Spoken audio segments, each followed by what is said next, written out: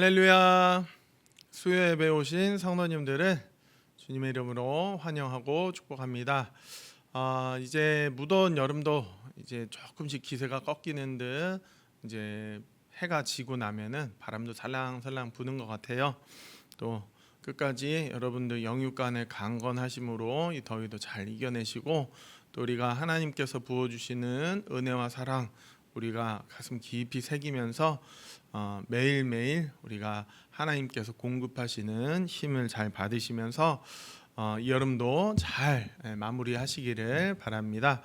우리 시간 다 같이 찬양으로 하나님께 영광 올려드리겠습니다.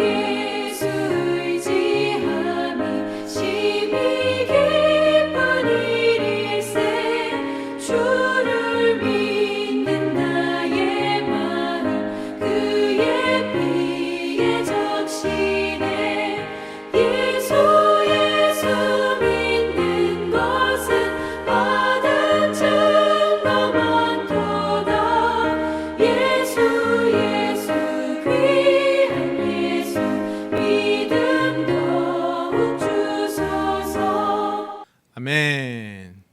시간 잠시 기도하겠습니다.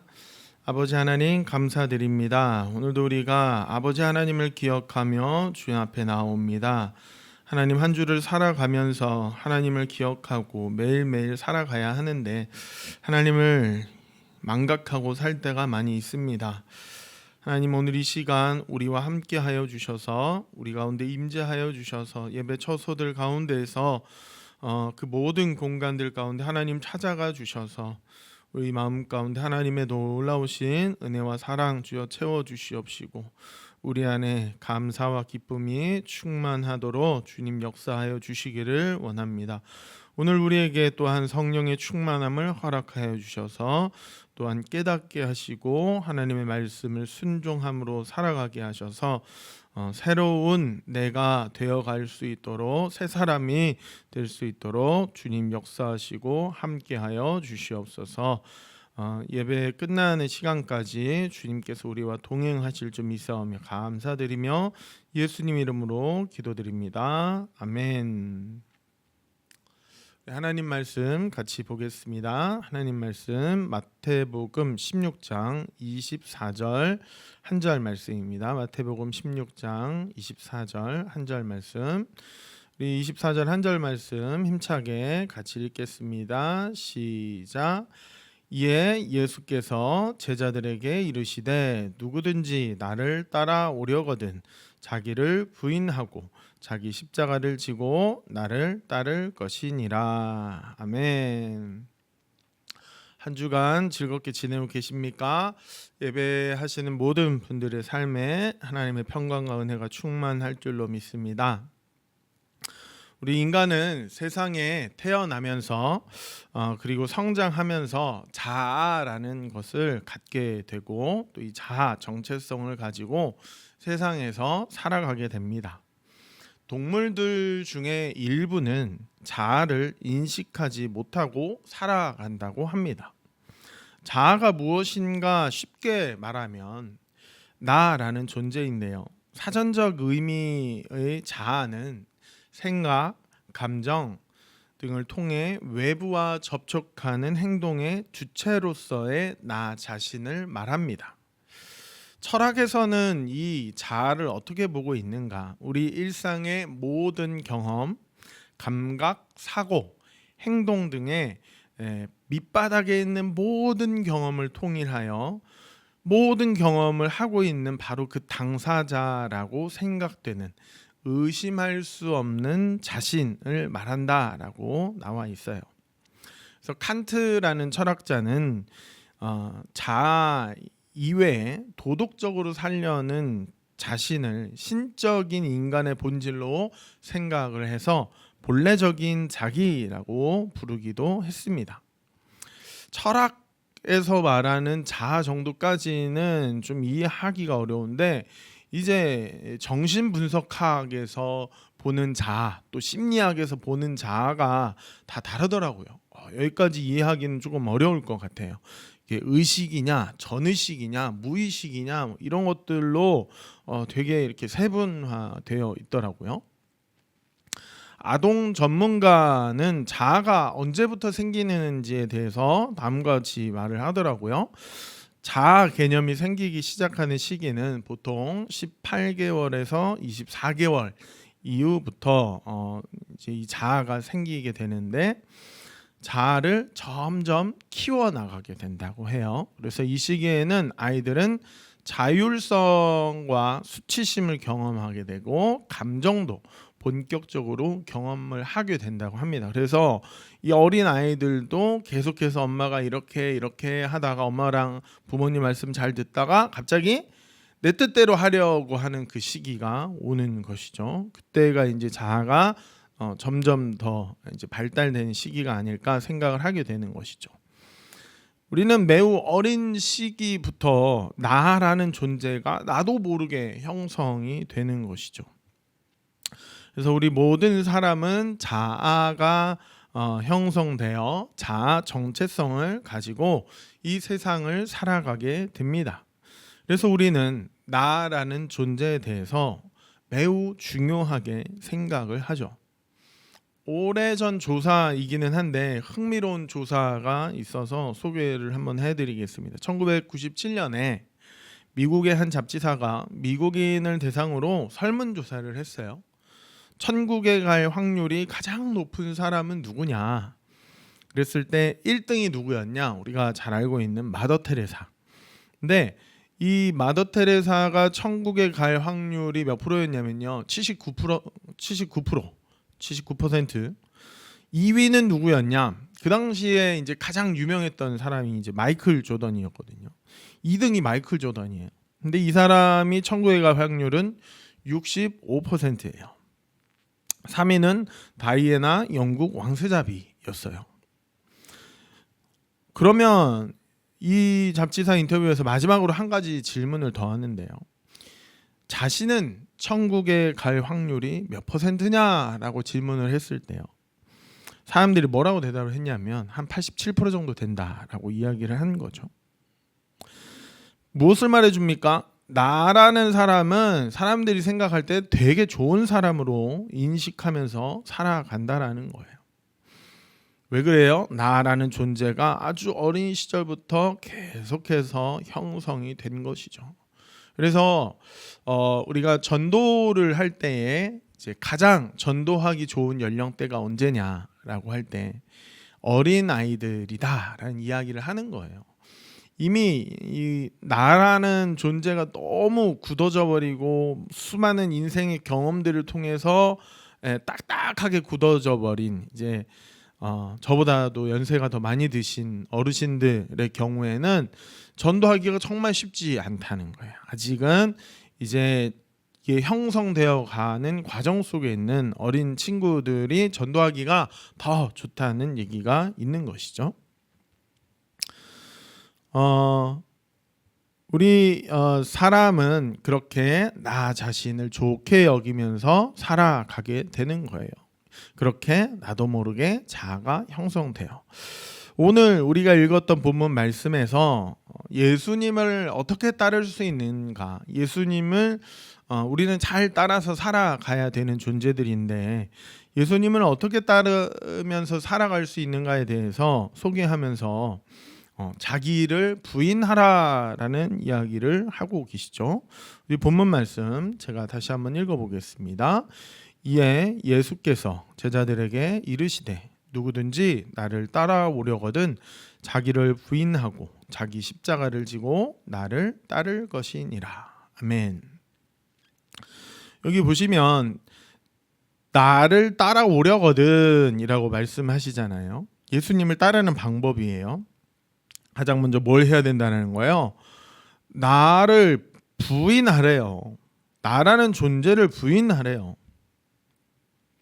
자기 자신에 대한 부인함이 없이 예수님을 따른다라는 것은 불가능하다라고 예수님께서 말씀하시는 것이죠. 그렇다면 나라는 존재를 어떻게 부인할 수 있는가? 내가 존재하는데 어딘가에 숨어버려야 되는가? 나 없어요 하면서 살아가야 되는가? 자기 부정이 어떻게 가능할까요? 우리는 존 칼빈의 기독교 강요의 내용을 바탕으로 이 수협의 내용의 내용들을 좀 살펴보고 있는데 존 칼빈은 자기 부정이 어떻게 가능한지 되게 구체적으로 적어놨어요, 책에. 근데 그 중에 일부만을 좀 소개하면서 같이 좀 살펴보려고 합니다. 가장 먼저 우리가 자기 자신을 부정하는 방법 중에 가장 중요한 것은 무엇이냐? 나라는 존재가 내 것이 아니다라는 거예요. 우리 고린도전서 6장 19절에서 20절 말씀을 볼까요? 고린도전서 6장 19절에서 20절 제가 읽겠습니다. 너희 몸은 너희가 하나님께로부터 받은 바 너희 가운데 계신 성령의 전인 줄을 알지 못하느냐? 너희는 너희 자신의 것이 아니라 값으로 산 것이 되었으니 그런즉 너희 몸으로 하나님께 영광을 돌리라. 아멘. 우리는 우리 자신의 것이 아니다라는 거예요. 그러면 우리는 누구의 것인가? 그러니까 우리가 읽었던 본문에 보시면 우리를 값으로 산 것이 되었다라고 말하면서 너희는 너희 자신의 것이 아니다라고 나와 있죠. 그러면 그 값을 누가 지불했나요, 여러분? 그렇죠. 바로 예수 그리스도의 그 피값이죠. 피.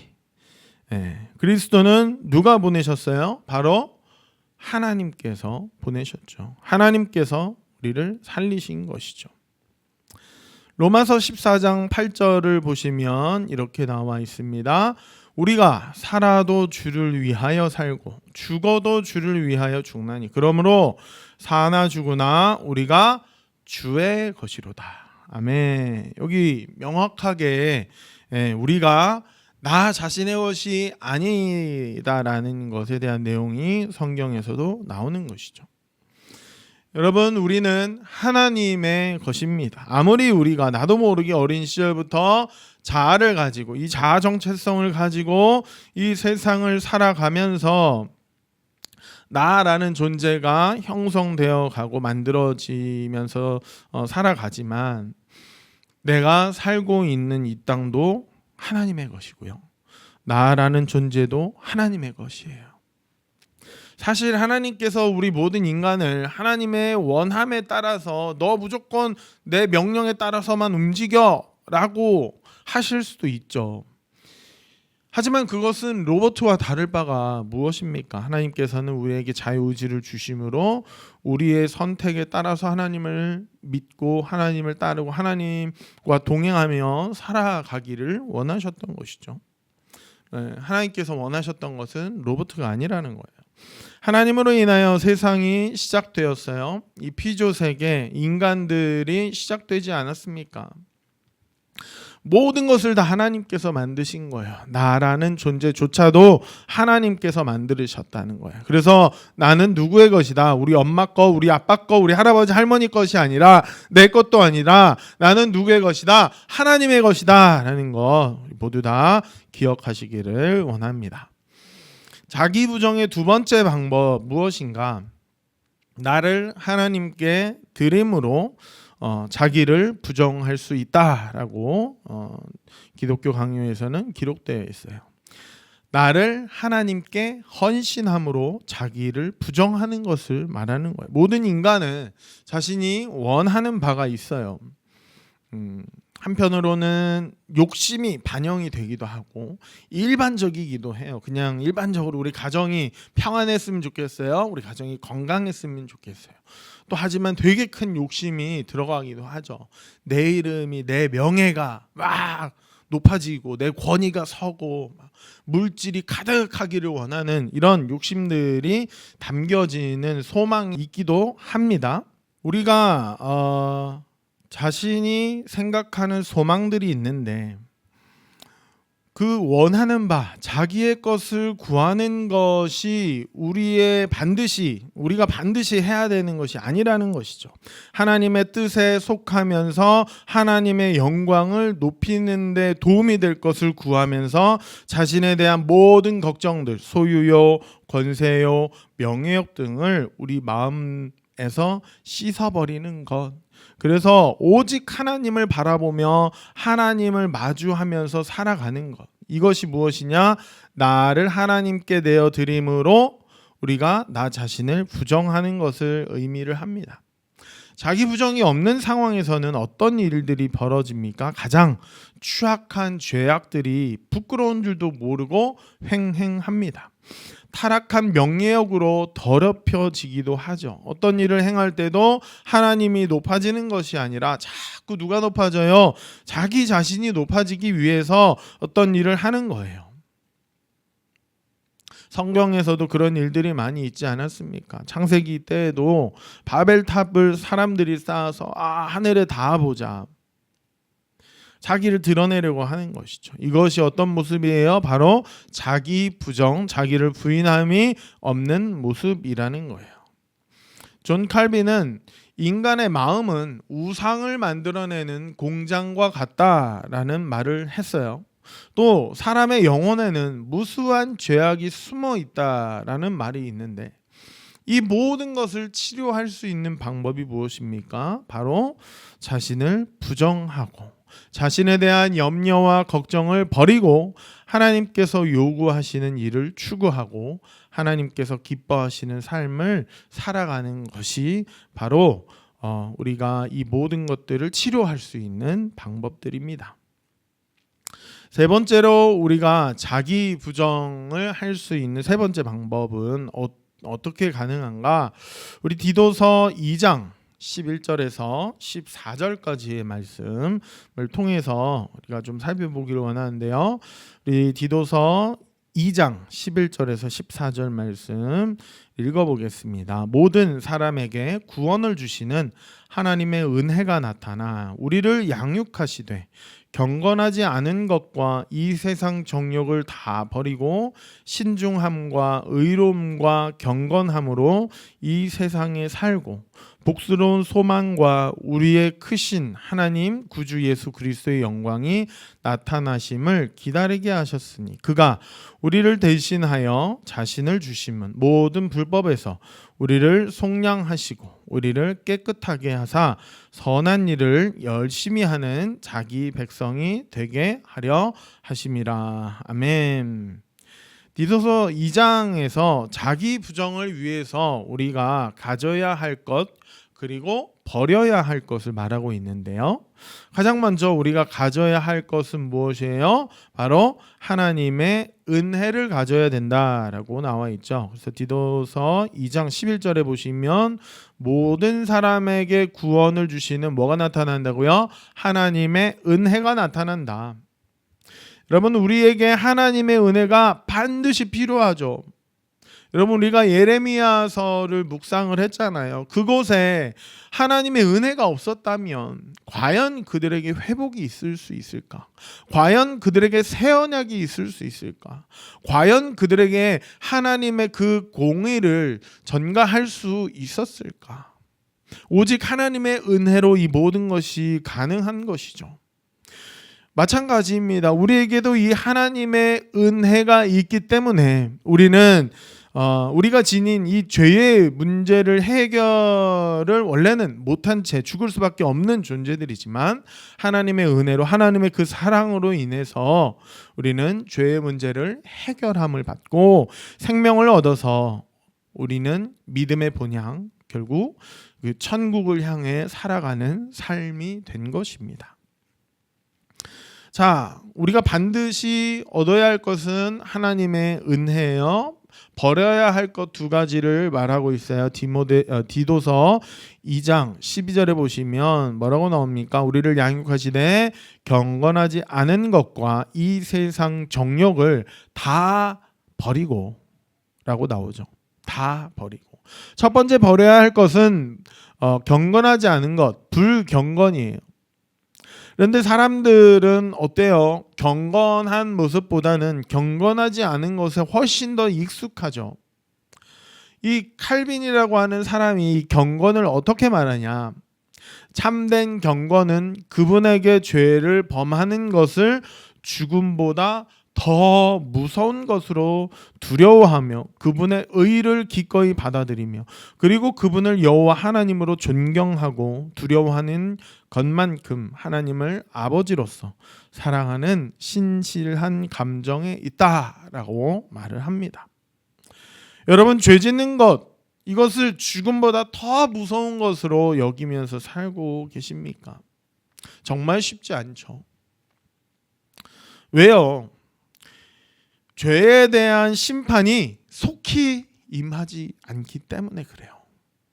여러분, 우리는 무엇을 해요? 타협을 하고 합리화를 하죠. 내가 이런 것은 당연해. 이럴 수 있어. 하지만 여러분, 경건이 아닌 모든 것은 버려야 합니다. 죄로 인해 죽을 수밖에 없는 자의 죄를 하나님께서, 예수님께서 씻어주셨잖아요. 그런데 우리가 다시 죄에 머무는 것은 하나님의 그 놀라우신 사랑의 의미를 없는 것으로 무의미하게 만드는 것이기 때문입니다. 디도서에서 말하는 버려야 될 것 두 번째는 무엇인가? 바로 세상 정욕입니다. 세상 정욕. 쉽게 말하면 세상의 욕심을 말해요. 이것이 미치는 범위는 매우 커요. 세상의 욕심은 육의 정욕과도 같습니다. 요한일서 2장 16절에서 17절 말씀에 보시면 이렇게 나와 있습니다. 이는 세상에 있는 모든 것이 육신의 정욕과 안목의 정욕과 이생의 자랑이니 다 아버지께로부터 온 것이 아니요 세상으로부터 온 것이라. 이 세상도 그 정욕도 지나가되 오직 하나님의 뜻을 행하는 자는 영원히 거하느니라 라고 말씀하고 있습니다. 그래서 우리 모두 우리 안에 있는 세상의 욕심들 아버지께로 온 것이 아니라면 다 버릴 수 있기를 원합니다. 우리가 가지고 있는 모든 욕심들을 내려놓고 오직 우리가 행해야 될 것 하나님의 뜻을 행하며 영원히 거하시는 우리 모두가 되시기를 원합니다. 바울은 우리의 본성을 버리고 우리의 이성과 의지가 명령하는 모든 것을 거부하라고 명령을 해요. 그리고 그는 인생의 모든 행동을 세 가지로 묶어요.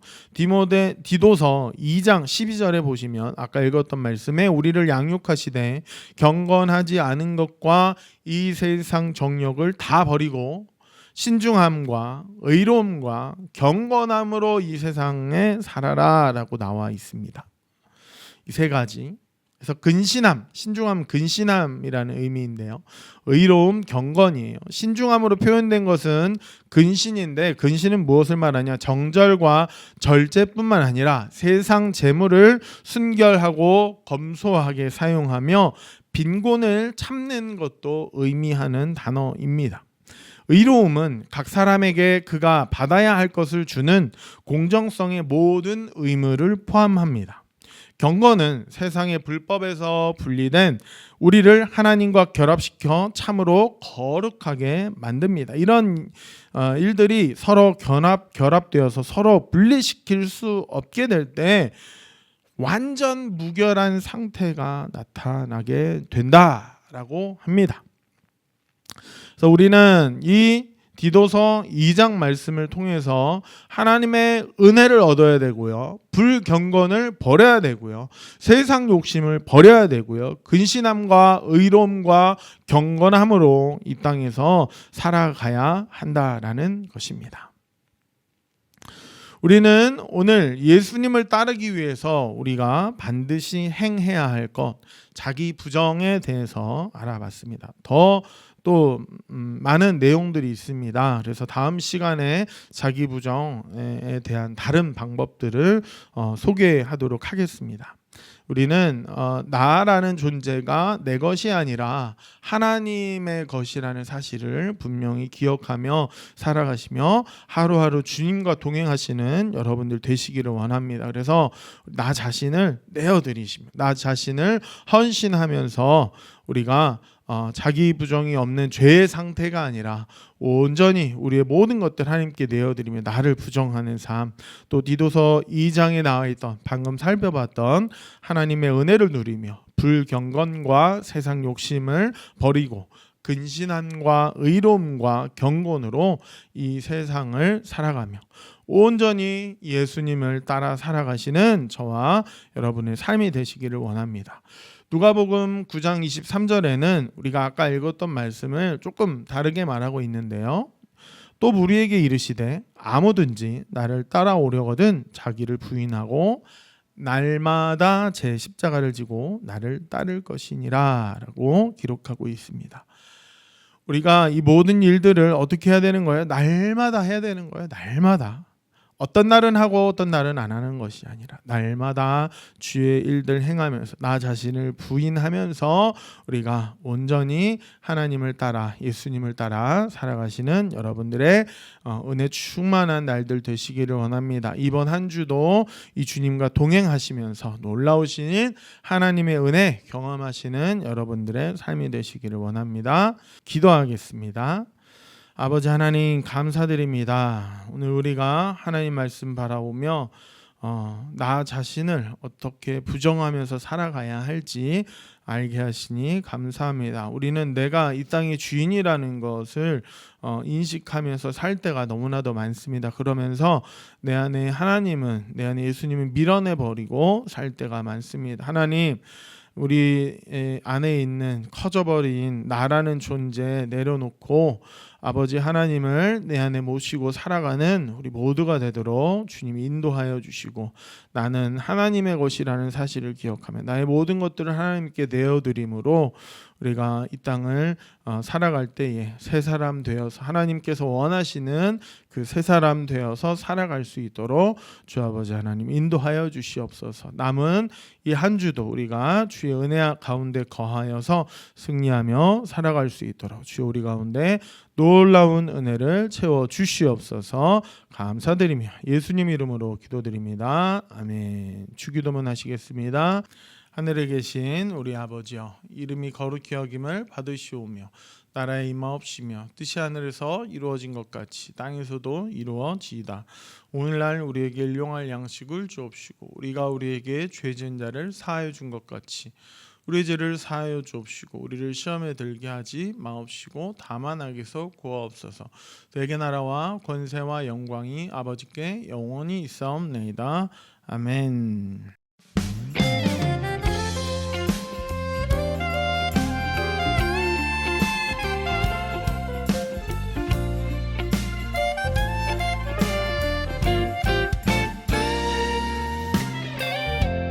오늘 하루 내게 일어날 일을 내 작은 지혜로 세상 그 누구도 다 알 수 없지만 나의 모든 길 주의 손에 있으니 무슨 일을 만나도 저녁이 되면 나는 찬양하리라.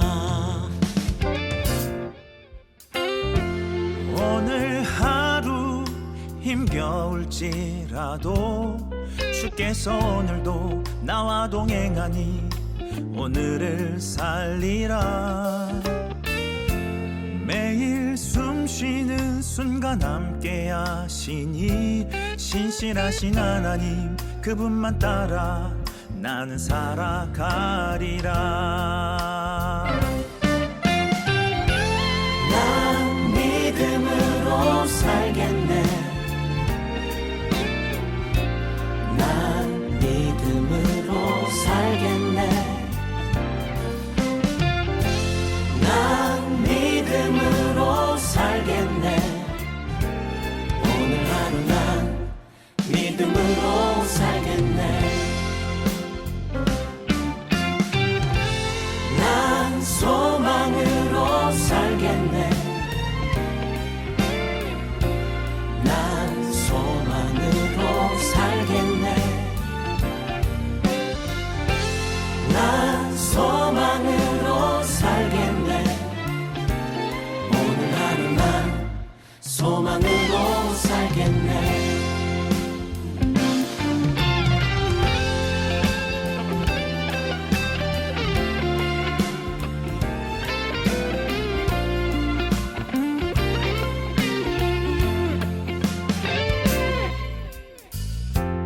오늘 하루 내가 만나는 이들 서로 사랑하라 말씀하셨으니 나 사랑하리라. 먼저 날 사랑하신 예수님 사랑 어느 누굴 만나도 그 사랑으로 나는 사랑하리라. 난 사랑하며 살겠네. 난 사랑하며 살겠네. 난 사랑하며 살겠네. 오늘 하루 난 사랑하며 살겠네.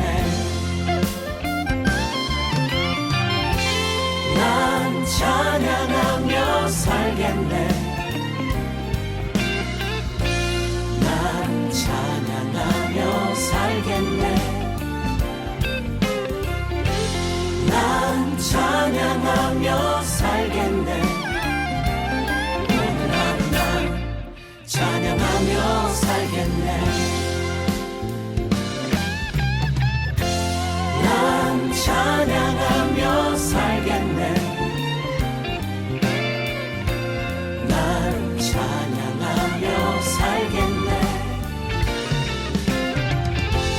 난 찬양하며 살겠네. 오늘 하루 난 찬양하며 살겠네. 오늘 하루 난 믿음으로 살겠네.